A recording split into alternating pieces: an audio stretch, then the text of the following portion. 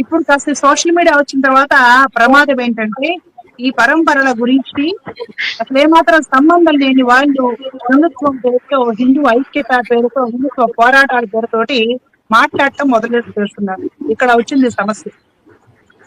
హిందూ ఐక్యత అని చెబుతూ హిందుత్వంలో భాగమైన అనాదిగా ఉన్న ఈ వైష్ణవ పరంపర ఏదైతే ఉందో దీని కాస్త ఈ మధ్య ఉన్మాదంగా కన్వర్టెడ్ క్రిస్టియన్స్ గా అంత నీచంగా మాట అనాలంటే బాధేస్తుంది. కన్వర్టెడ్ క్రిస్టియన్స్ స్థాయికి దిగజారి హిందువులు అని చెప్పే వాళ్ళే మాట్లాడటం చాలా బాధాకరమైన విషయం.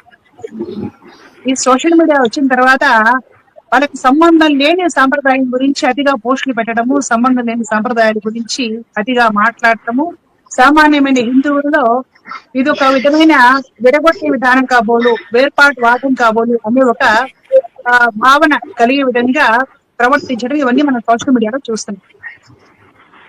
మనము ఇంతకు ముందు కొన్ని వీడియోస్ తమరందరూ కూడా చూసినవే, కొత్తగా నేను చెప్పేది ఏం లేదు. కొన్ని వీడియోస్ మనం గమనించాం. ఈ ప్రవచనకారులే శంఖ చక్రాలు వేయించుకున్న వారు మొహం చూస్తే మహాపాతకము అని, అలాగే రాముడి గురించి కృష్ణుడి గురించి కూడా నోట్లో చెప్పుకోరని విధంగా మాట్లాడటము ఇవన్నీ కూడా సోషల్ మీడియాలో వాళ్ళందరూ పాపలు ప్రవచనకారులు లక్షల మంది వాళ్ళ వీడియోస్ పెట్టి చూస్తారు.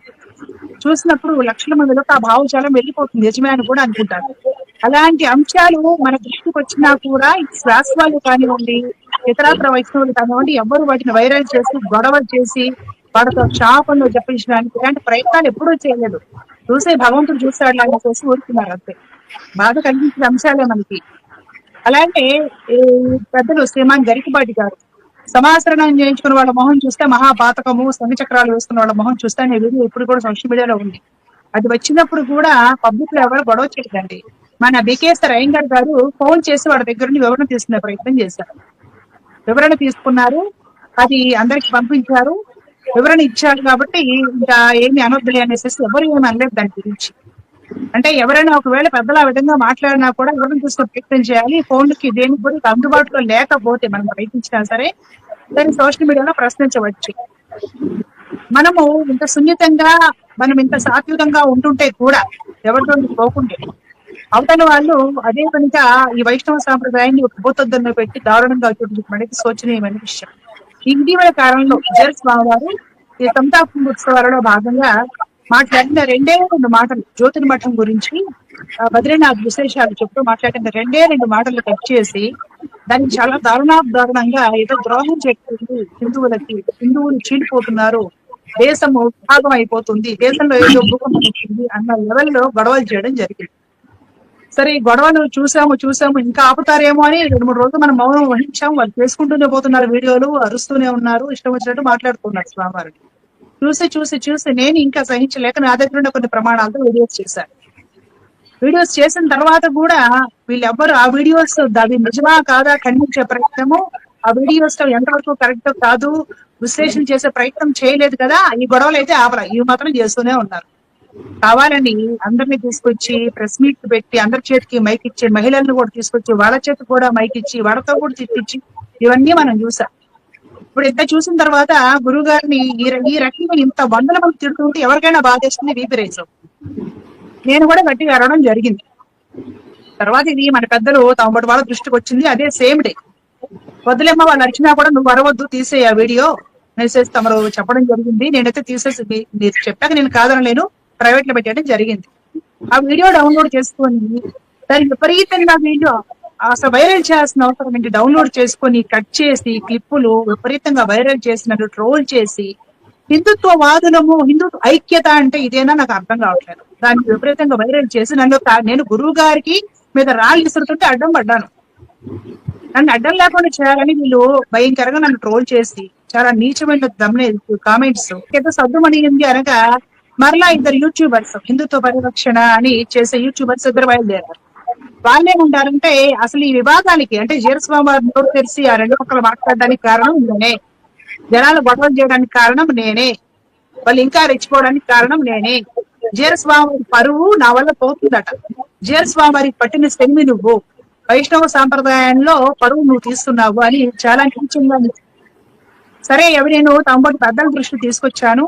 ఇప్పుడు శ్వాస వాళ్ళు మీరు వచ్చారు, పెద్దలు సంప్రదాయాల పెద్దలు, మరి దీని గురించి మీరు ఏ విధంగా విశ్లేషణ చేస్తారు, ఎంత పరిష్కారం చేస్తారు?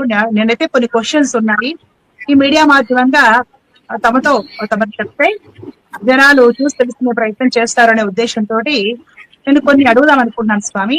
అడగాలనుకుంది ఏంటంటే, అసలు ఆదిశంకరాచార్య స్వామి వారి మీద పూజ జీర స్వామి వారు చేసిన 2 వ్యాఖ్యలు ఉన్నాయి చూశారు. ఆ వ్యాఖ్యలకు తమ దగ్గర ప్రమాణాలు ఏమైనా ఉన్నాయా?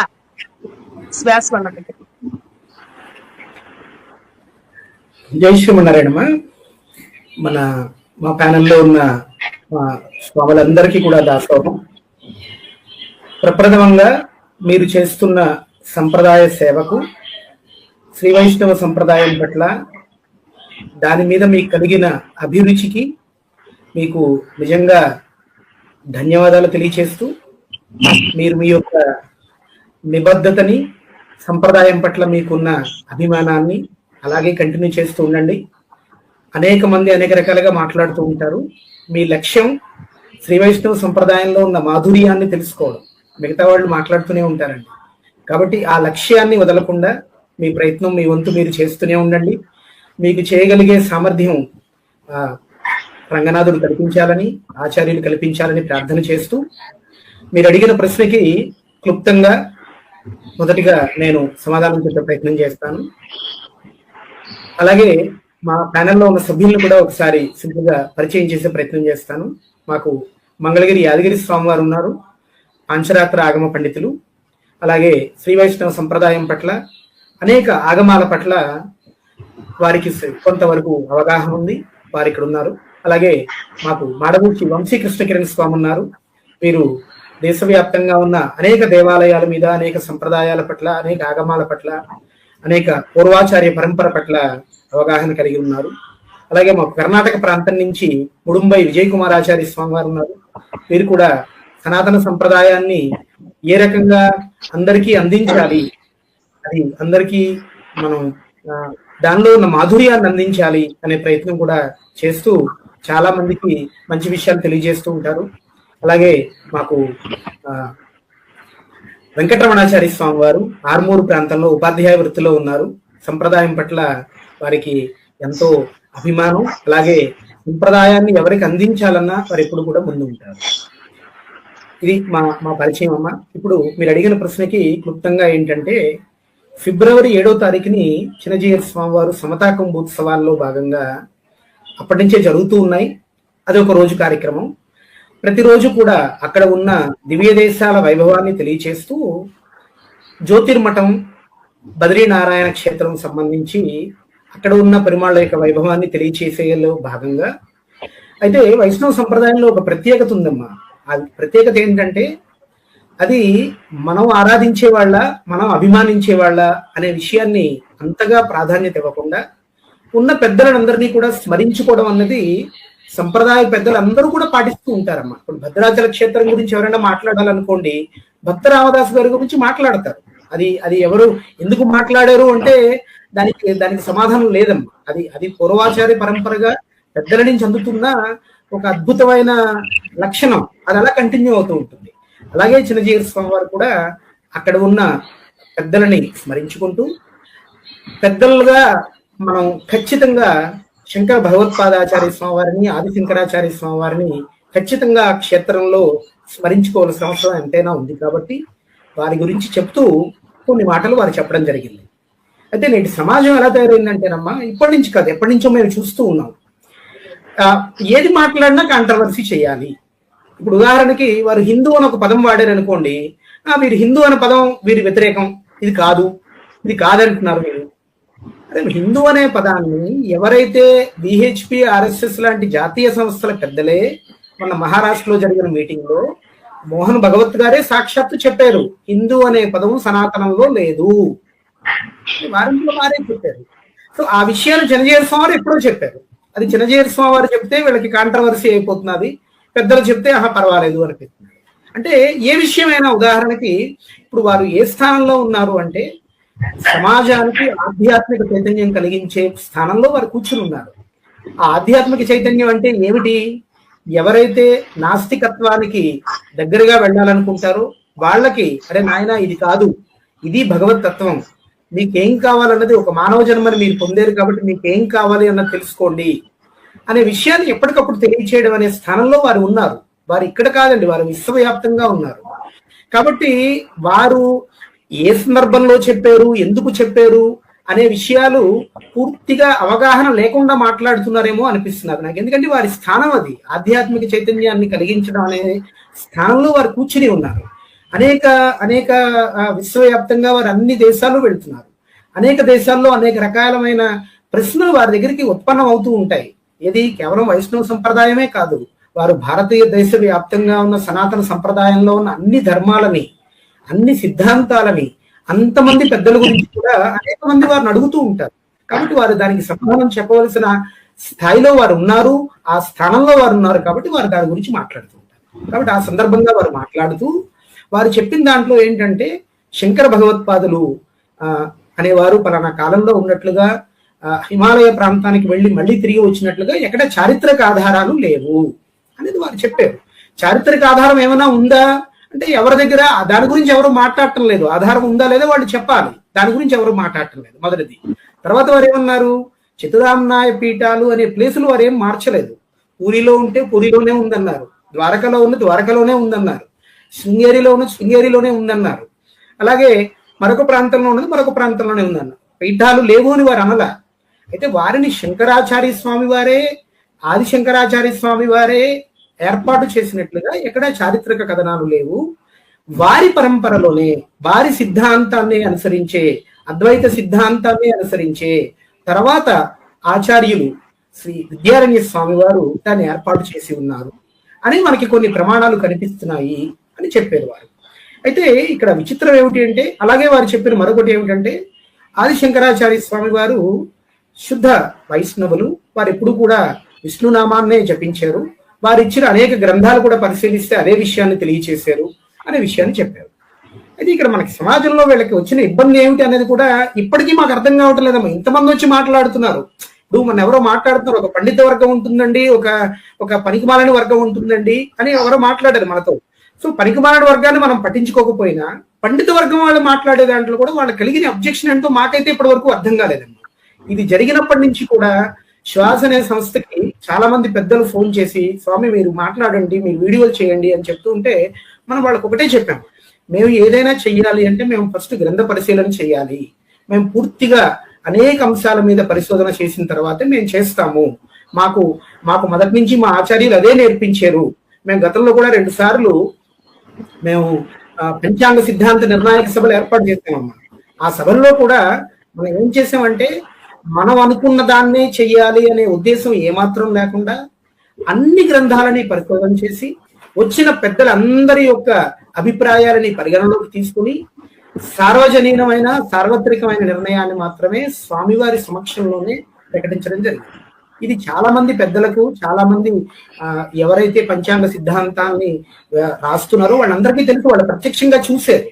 కాబట్టి మనం పరిశోధన చేసిన తర్వాతే మాట్లాడాలి అని చెప్పి మేము పరిశోధన ప్రారంభించాక ఆ వీడియోల్ని పెద్దలు మాట్లాడిన చాలా మంది ఎవరైతే పండితులుగా చలామణి అవుతున్నారో వాళ్ళ వీడియోలు వింటూ ఉంటే మాకు ఎక్కడ కూడా అబ్జెక్షన్ ఏమిటన్నది ఇప్పటికీ అర్థం కాదు.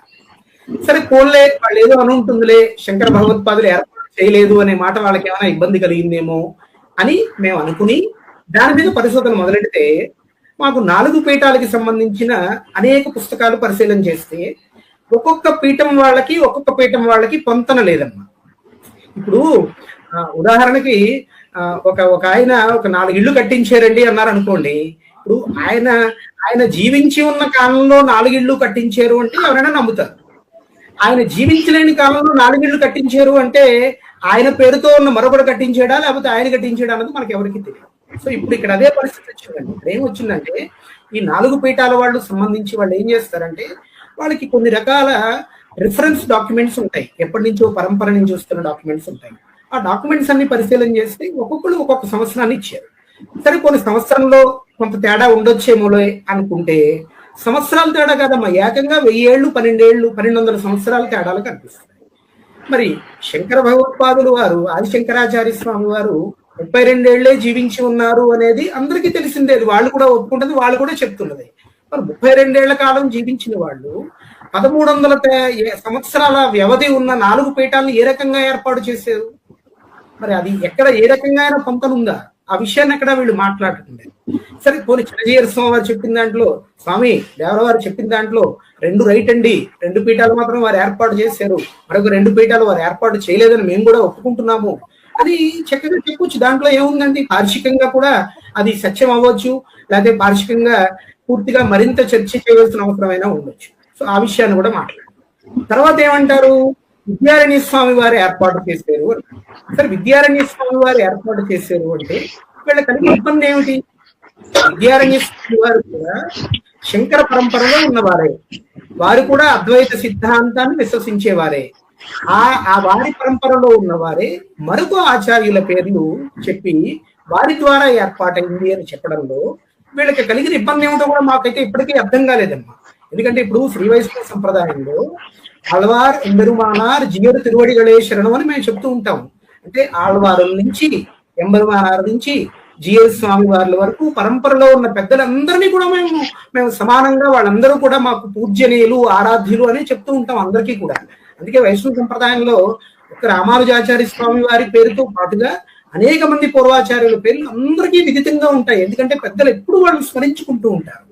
ఇక్కడ చిన్నజీయర్ స్వామి వారు మహానుభావులు దయవల్ల శంకర భగవత్పాదులతో పాటుగా అనేక మంది వాళ్ళ పరంపరలో ఆచార్యులు ఉన్నారు.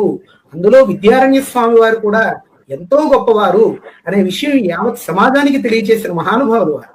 సో ఆ విషయాన్ని వీళ్ళు ఎప్పుడైనా చెప్పారా అంటే మేము ఎప్పుడు వినలేదు. మరి వాళ్ళు ఎప్పుడైనా విద్యారణ్య స్వామి వారి వైభవం ఎప్పుడైనా చెప్పారంటే మేము ఎప్పుడు వినలేదు. పోనీ వాళ్ళ అంతర్గతంగా ఏమైనా మాట్లాడుకున్నారేమో తెలియదు. మా వంటి వాళ్ళకైతే విద్యారణ్య స్వామి వారు వారి పరంపరలో అద్భుతంగా అనేక మార్పులు చేశారు, వారి సిద్ధాంతాన్ని చాలా ప్రచారం చేశారనే విషయం ఎవరికి తెలియదు.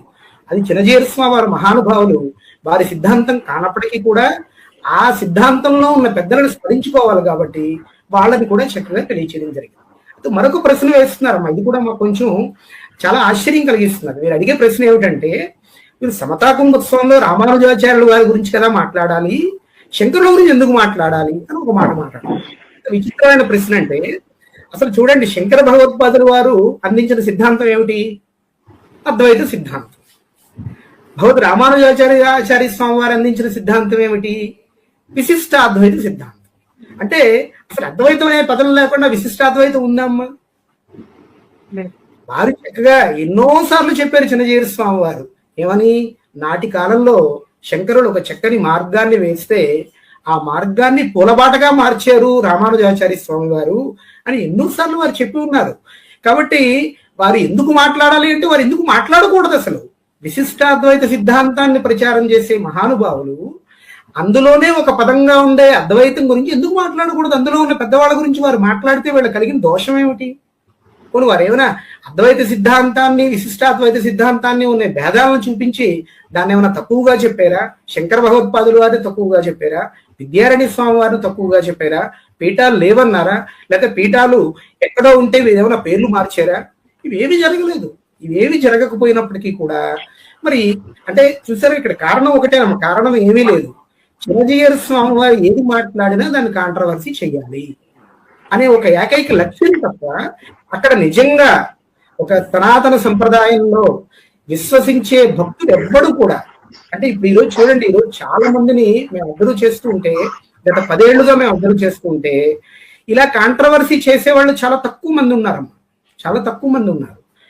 వీళ్ళు ఏంటంటే వీళ్ళు ఏం చెప్పినా మారరు. ఎందుకంటే వాళ్ళకి ఎక్కడో ఒక రకమైన ఈర్ష్యాభావం అనేవనండి, లేకపోతే సంప్రదాయం మీద ఒక రకమైన ఖండన భావం అనేవ్వండి, ఏదో ఒక రకంగా డెవలప్ అయిపోయింది. కాబట్టి వాళ్ళు ఏం చెప్పినా వినే పరిస్థితి లేకుండా మిగతా వాళ్ళని, ఎవరైతే సంప్రదాయం పట్ల కొంచెం రుచి కలిగి నేను సంప్రదాయాన్ని అనుసరించాలి అనే వాళ్ళని కూడా మార్చే ప్రయత్నం చేస్తున్నారు. కాబట్టి ఈ రోజు మేమందరం కూడా మీ ఛానల్ ద్వారా ఇంతమంది పెద్దల సమక్షంలో చెప్పదలుచుకున్నది ఏంటంటే, ఈ 20 మంది 30 మంది ఎవరున్నారో వాళ్ళ గురించి మేము ఏమీ మాట్లాడదలుచుకోలేదు.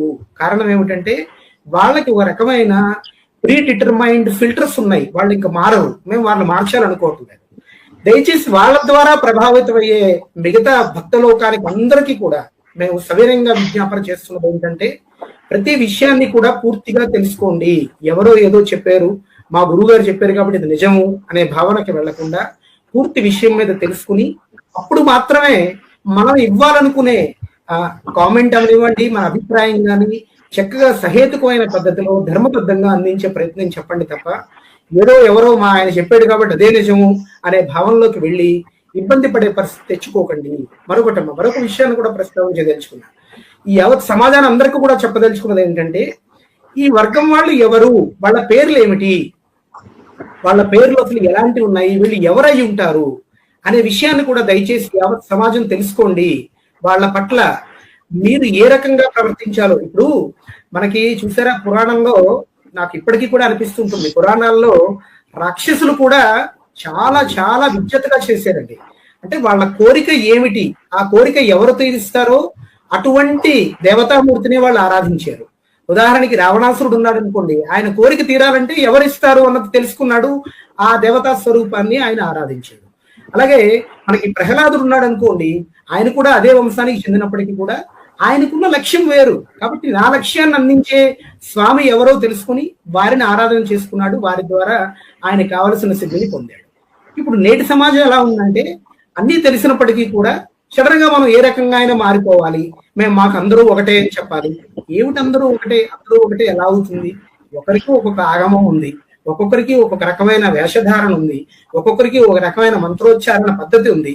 మరి అందరూ ఒకటే అని మీరు ఎందుకు అనుకోవాలి? మీరు అనుకుంటే అనుకోండి, మొదటిది. రెండోదమ్మా, ఇప్పుడు మాకు ఇప్పటికీ కూడా సమాజం అంతా కూడా ఆలోచిస్తున్నది ఏమిటంటే, ఇప్పుడు నాకు ఎవరైనా ఒకరు నచ్చరమ్మా, నాకు ఒకరి మాట నచ్చదు, వారు నేను నమ్మిన సిద్ధాంతానికి వ్యతిరేకంగా ఎప్పుడు చెప్తూ ఉంటాను. నేను ఏం చేస్తాను? వారిని ఫాలో అవ్వను, వారు చెప్పింది ఏది నేను వినను. కాబట్టి ఇప్పుడు ఈ సదరు వ్యక్తులందరూ కూడా వారు చెప్పింది నప్పనప్పుడు, వారు చెప్పింది వీరికి నచ్చనప్పుడు వారి మాటలు ఎందుకు వినాలి? వారిని ఫాలో అవ్వమని ఎవరైనా మనం బతిమాలేమా, రిక్వెస్ట్ చేసామా? వారు మాట్లాడిన దాంట్లో వారిని అనుసరిస్తున్న వాళ్ళని, వారిపైన పూర్తి విశ్వాసం కలిగిన వాళ్ళని కూడా వీరు ఈ రకంగా మాట్లాడుతూ విశ్వాసాన్ని దెబ్బతినే హక్కు, అధికారం వీళ్ళకి ఎవరికి ఇచ్చారు? ఏ రకంగా వీళ్ళకి అందుకుంది?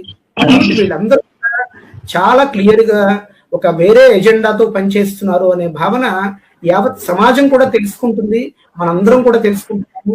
మరింత జాగరూకులై ఉండాల్సిందిగా మేము విజ్ఞప్తి చేస్తున్నాము. అలాగే మిగతా పెద్దలు కూడా వారి యొక్క అభిప్రాయాల్ని మీరు అడిగే తర్వాత ప్రశ్నలు అందిస్తారని ప్రార్థన.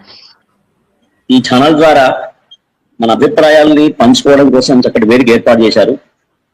ఆలస్యం అయింది అనుకున్నప్పటికీ కూడా మనం ఒక స్పష్టమైనటువంటి రీతిలో